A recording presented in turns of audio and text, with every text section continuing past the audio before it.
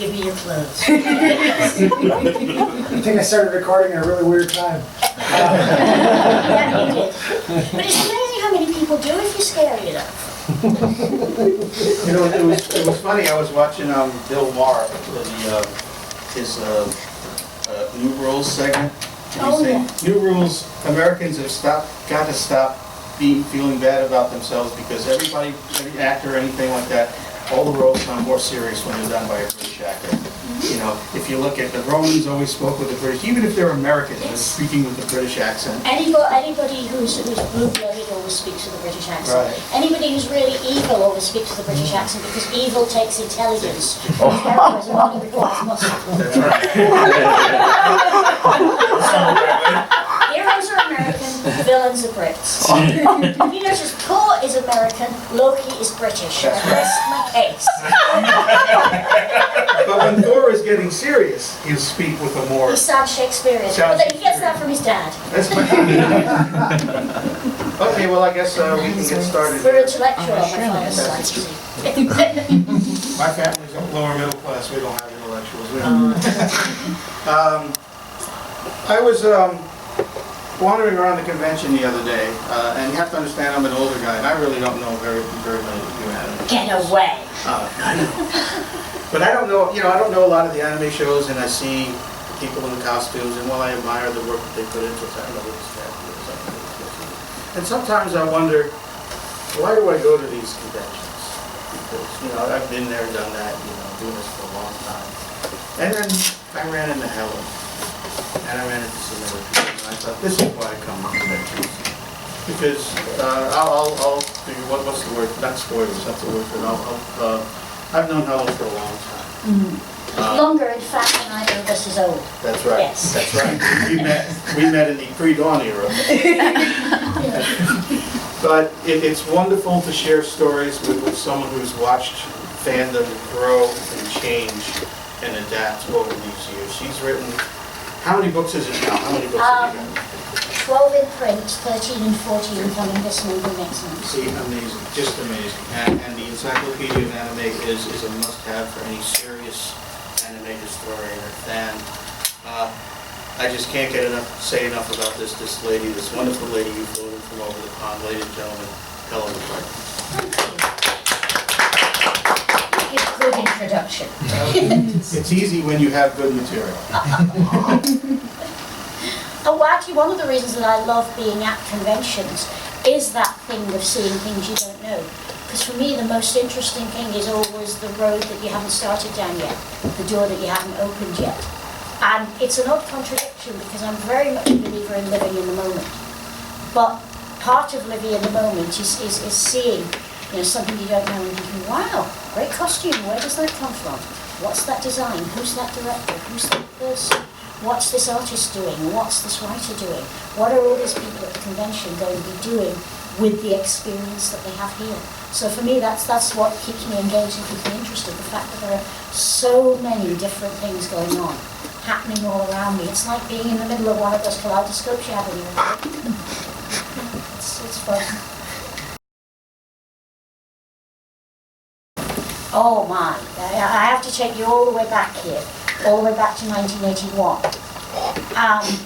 Actually 1980, because I actually met the guy who's been my partner ever since, before he realised it. A girlfriend of mine roomed with someone who was running a Jerry Anderson convention, the Super Marination guy. First one we'd ever had in the UK. And Barbara and I were experienced con runners, so we said, well, we'll help you out because we love Jerry Anderson stuff too. We're huge Thunderbirds fans, we're huge UFO fans, we really adore Stingray, so, we're you girls, we'll help you run your convention. So Pam set up a series of meetings with young artists to try and make the con book and the con publicity really special. And one Saturday morning, she'd set up a meeting, and very unwisely, because she was a great con chair, but she really didn't have much sense of time. She'd set up a meeting for 10 o'clock, and I had never, in all the time I've known her to be actually physically awake and moving before 11:30. So I was round there, and my friend didn't get up early either. I usually just got up, let myself in with my key, made them coffee, and sat and did something until they arrived. And the doorbell rang, and Pam stuck her head out of her room and said, "Helen, I'm just getting dressed, honest. Would you let them in and just make them coffee?" So I let this group of guys in, straight out of art school, first professional work, really, edgy and nervous and out to impress. And one of them was drop dead gorgeous. And I thought, interesting. Anyway, Barbara and I went out, and Pam had her meeting. But I said to Barbara, that's 5 unattached men. We've got the Christmas party season coming up, because this was November. We've really got to make sure they get invited. So my plans were already beginning to form. And then I walked into the front end of a moving Ford Cortina and broke my pelvis in 5 places, which does kind of put romance at the back burner for a while. But when I healed, and luckily I healed fast, I transferred my plans from Christmas party season to my birthday, which is February. And I got these guys invited to my birthday party, and Steve and I hit it off. And you know that thing you do when you've been dating for a little while and someone takes you around to meet their parents and see the house? Well, I got to see his room, because his mother had decided I wasn't a danger to her little boy. And it was stuffed with supermarionation stuff and science fiction stuff and film stuff and artwork and these enormous plastic robots. And I thought, wow, I've never seen these before. What are they? But they reminded me of a show that I'd watched on BBC TV called Marine Boy. I don't know why they did, because these were from Mazinger Z. But they had that kind of purity of line in that Christmas. So Steve told me that he'd been on a graduation trip to Spain, where they show quite a bit of anime, even in the late 70s, early 80s. And this stuff was all from Japanese cartoons and comics. He said, it's all there, and there's loads of it out there. And I said, great, let's find out more about it. And so that was a big part of our early relationship, was finding out about anime and discovering that there was virtually no information in English. You have to remember this was in the days before the internet. Everything that you did by writing letters to people and sending them and getting packages through the mail. And just occasionally, if you could afford it, making long-distance telephone calls, but that was a very, very big ask, so you didn't do much of that. So we got in touch with friends. We had friends in the States. I was a Trekkie. I still am a Trekkie. So I had a lot of friends in that fandom. We hooked up with people from CFO, and we managed to find more information about anime than had been printed in any of the formal academic or popular books on animation, which had like 3 lines. They said, Japanese animation, Saturday morning kids crap, except for this guy called Osamu Tezuka who's all right really. That's a paraphrase, but that was the way you got. And I knew it was more. Could I interrupt for a second? Could you let them know what the CFO was? Oh, sorry. Yes, I've got to remember. The Cartoon Fantasy Organization, which was set up by a guy called Fred Patton and a group of friends in 1977, and is actually the major reason why you have an anime fandom in America at all. Because Fred did the groundwork and the CFO did the groundwork. Because they were lucky enough to have quite a few members in the military, CFO chapters spread right through the world. There was briefly a CFO membership on RAF Lakenheath in England. There was a CFO chapter with a wonderful newsletter called Snow Job on Yokosuka Base. We were Misawa. At Misawa Base in Japan. So the CFO was a really good source of info. And Patton did things like, he wrote to Osamu Tezuka regularly. He got updates from the CFO newsletters. He got Tezuka over here a couple of times. He got stuff loaned to him. Without that, American anime fandom wouldn't be where it is. And that was a major contribution to fandom. Fred Patton still writes occasionally. He now lives in residential hospice because his health isn't great. But he is one of the absolute heroes of early anime fandom. And he and people like Mark Molino in this country and people like Fred Schultz and Jared Cook who were in Japan at the time, they built you such a good foundation. But to return, as the French absolutely never say to our onions, when we realised how little material there was out there, I decided that if there wasn't a book on anime, which I needed, I was going to have to write it myself.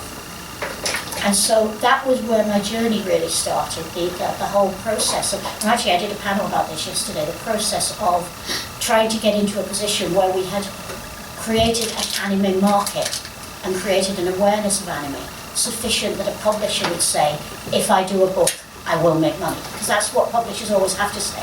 They don't say, I'm doing this for art. They say, if I do a book, I will make money, or at least I will not lose too much money. But you know the way to make a fortune in publishing? Have a bigger fortune? Yeah, absolutely. It's really, it's a very difficult trade, and I respect publishers massively. But when I first started pitching this book, I was very naive. I knew nothing about publishing. So I was saying, here's this great thing that nobody knows anything about. And they would say, yes, so why will they buy a book about it then? And to me, that was the world's stupidest question. Because to me, if you don't know anything about something, you go and get a book about it. But you know, it took, I started researching this book in 1981. Steve and I started doing the baseline work in 1981. My first book on anime was finally published in 1993.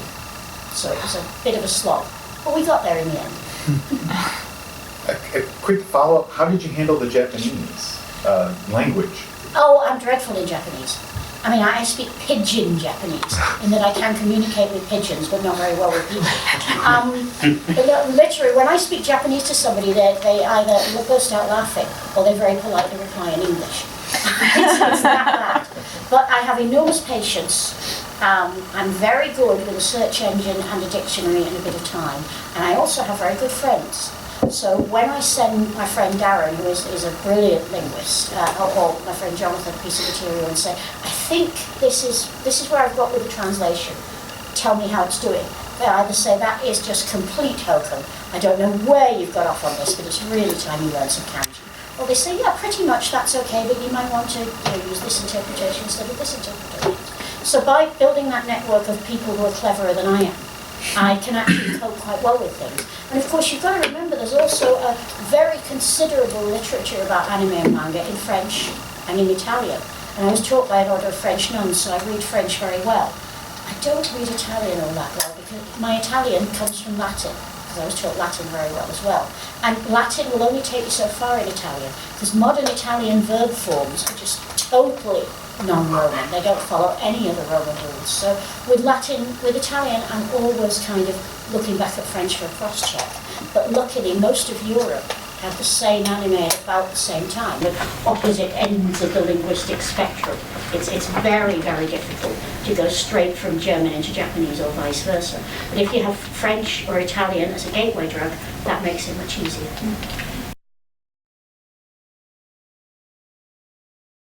Those are really interesting questions, and I think you have a different answer on them depending on your perspective, depending on where you start. And as an historian, I always find this, that the answer to a question usually depends on where you start the question, rather than the actual fact, and that's what makes history such a fascinating and challenging discipline. We have to start with the industry in Japan, because without the industry in Japan, there is no anime industry, and to me that's non-negotiable. I don't think that the American anime industry will ever replace the Japanese anime industry. If it does, the Japanese anime industry will die, and the American industry will become something else. The Japanese industry is in a really difficult place at the moment, because we've seen over the past few years historic production highs. Somebody was telling me a few days ago that they thought that 50% of the anime ever made has been made since 2010. I don't know that I'd go with that figure. I think I'd really want to look at, how much of the current release, the release material since 2010 has been, for example, as in pornography, re-releases of older things under different titles. How much of that is counting single titles with the same value as an entire series? I think you've really got to look around that very carefully. But certainly a very large number of hours have been made since 2010. Now, one of the consequences of that is that there's been a lot of work in the industry. But because margins in the industry have been shrinking, the workers in the industry are actually not getting paid more than they were in 2010. Living on an anime income, unless you are a big name, is marginal. Literally, you do sleep in a 2-tatami room with no private washing facilities, and you do live on cup ramen. And that is not a way you can sustain your life for very long. So the industry has this big problem of it has a very, very poor record on pay for its massive workers. And it has very little job security for its massive workers. And an industry that can't sustain a ready mass of talent has an issue. That's never been an issue for anime in the past, because people keep wanting to go into it. You know, people desperately, people dream, kids in back bedrooms in one-horse towns in Kyushu dream about getting to Tokyo and making it big in anime, and they don't care that they're going to have to live on cup ramen for 5 years. And if you told them, the majority of you will end up going home to mum and dad and getting a job in the local grocery store, they still wouldn't care because they want that dream so much. But for studios, the issue is, even keeping their cost base low, they're not making that much money on anime. In fact, very often they're losing money on anime. Where they make the money is merchandise, and this is why they're so keen to do hookups with foreign companies who will license merchandise rights, because that keeps money flowing back into them from product that's already made. They're reselling, recycling, and getting money back on what they recycle. In a way, if you think of the existing massive anime like a solar cell, as long as you keep putting energy into it, it'll keep giving you value back. But of course, to do that, they've got to find a market that's willing to take as much back catalogue as possible. And with the contemporary market, an awful lot of TV buyers will not buy anime pre about 2005 because of the technological differences, because they say, you know, yeah, well, maybe we could show this to a 3-year-old, but it's an unsuitable story for a 3-year-old because people get killed in it. And really, a 10-year-old or an 11-year-old brought up on movies like Guardians of the Galaxy is going to expect much hotter visuals, much slicker visuals. So you've got this great back catalogue, which sells really well throughout Asia, where they're used to anime and they accept it, which sells well in Europe, but which isn't going to sell in the biggest of the global markets, America. Now, luckily for anime, China's coming on stream. China's getting more and more affluent, more and more households in China have a TV set. And as you know, the Chinese government is fairly strict about censorship, but they've been buying cartoons from Japan for years. And there are a lot of cartoons that can be made politically acceptable by the way you dub them. So China is a good market for anime. Maybe, but in 10 years' time, we'll see China more important to the Japanese than America and Europe are, just because of their big, young population. I did a study about 10, 12 years ago for a book by a great animation historian called John Lent, a wonderful American animation historian. And I wrote an analysis of the anime market in Britain, in France, and in Malaysia. Now, Malaysia is a really interesting country because, like a lot of the Asian countries, it has a massive, massive young population.